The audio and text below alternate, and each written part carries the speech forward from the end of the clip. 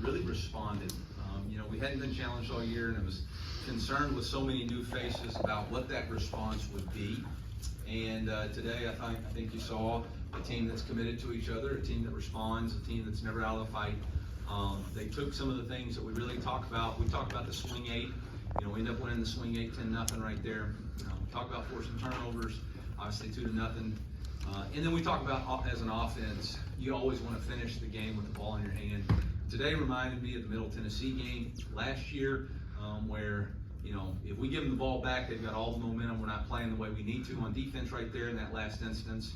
And Brady and Luther complete a big-time third down, and then Brady keeps that on the zone read at the end. So really proud of them for those things. Like I said, there's a lot of stuff to take off the tape. I mean, first, fourth down of the game, we're in zone. It's inexcusable for that ball to even be completed. They fumble a ball, and we have everybody on the defense run up instead of staying in coverage. And then that last touchdown, it's cover 3. I know Corey's disappointed. I thought he did a really good job stopping the run, but we found out a lot about our guys today on both sides of the ball. The penalties, those are on me. I mean, at the end of the day, those are on me. And they said they captured me getting on Luther pretty good about it. And that's the bottom line. That was selfish football, and it's got to get cleaned up. But sure glad he's on our team for 100-something yards.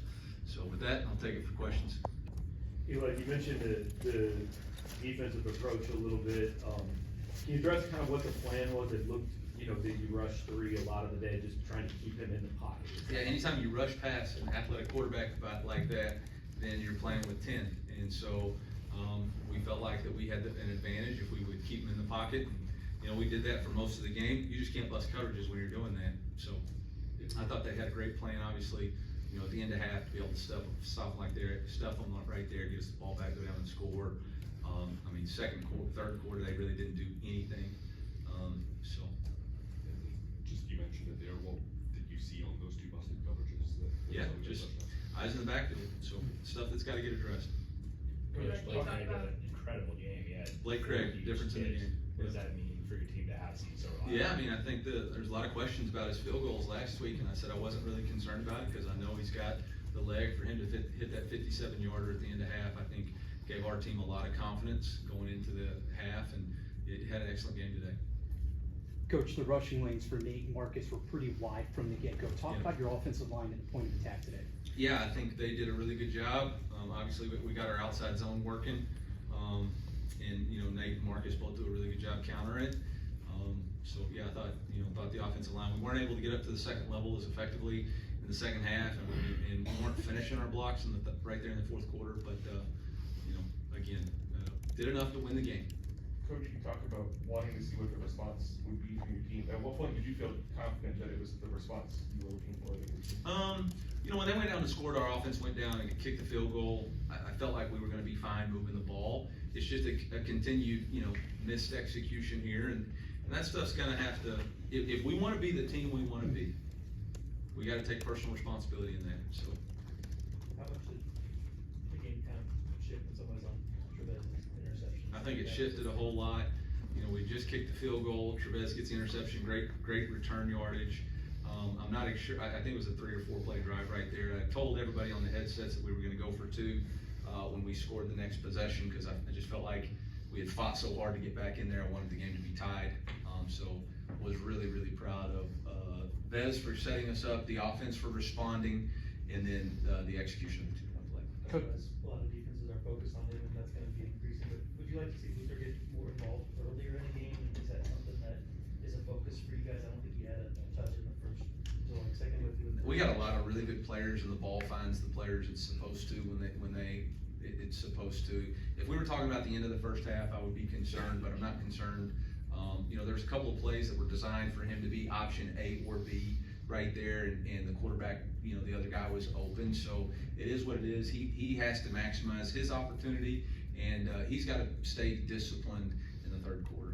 Coach, talk about your defense and how they did stopping the run, obviously on a run-heavy team like Boston. Yeah, that was the key. We really felt like if we could stuff the run and contain the quarterback, that was the key to having success.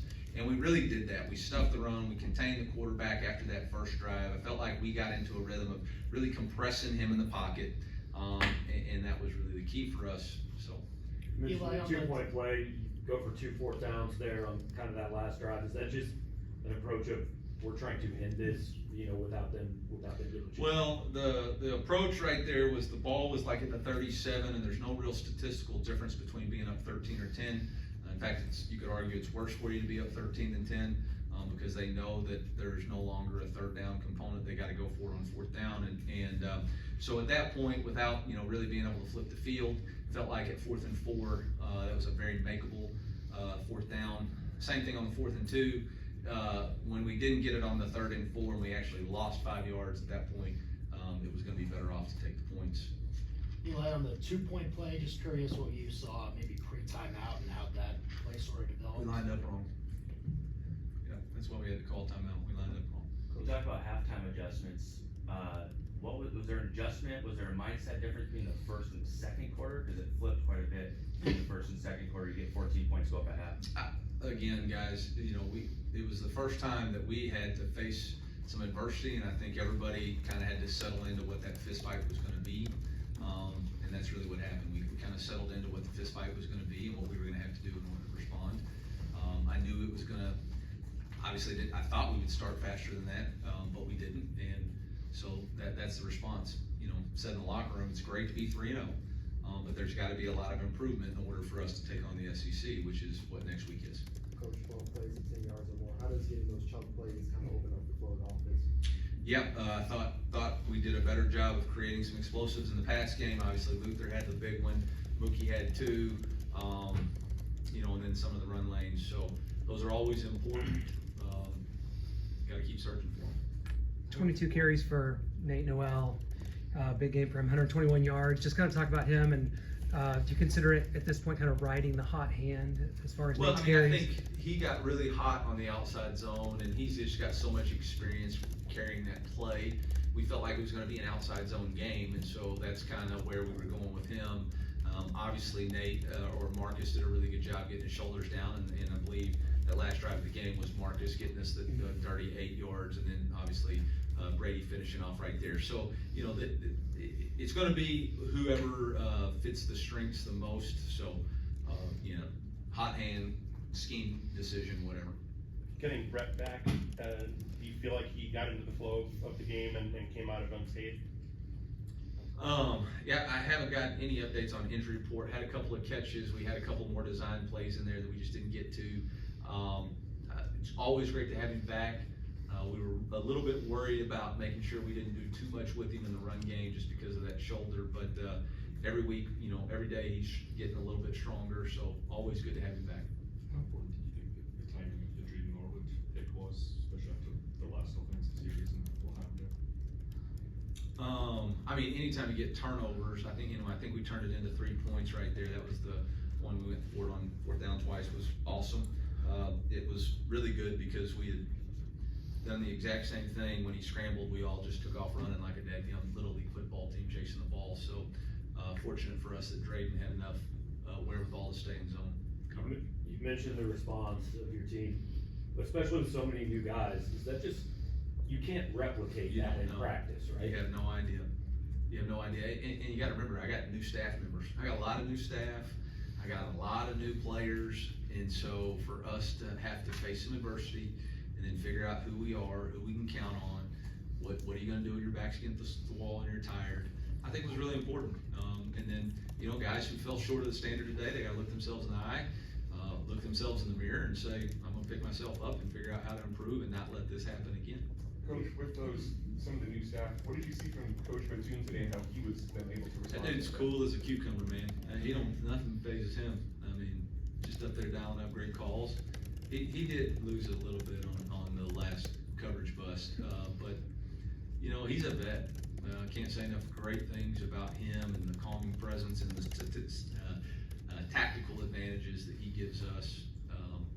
Again, disappointed that we gave up that many points, but you know, he did a really good job keeping our guys focused for a very difficult contain. And really, the next week's quarterback is going to be real similar. So, you know, we're going to have to, it's been real similar for the last 3 weeks. Eli, not to belabor the penalty thing, but you're clearly frustrated about it.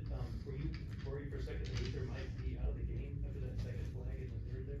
if he was, I mean, Cause he caught, I mean, the reason I ask is cause he catches that third. yeah, conversion look, at pass the end of the it's like a day, pretty- I'm not gonna get fined.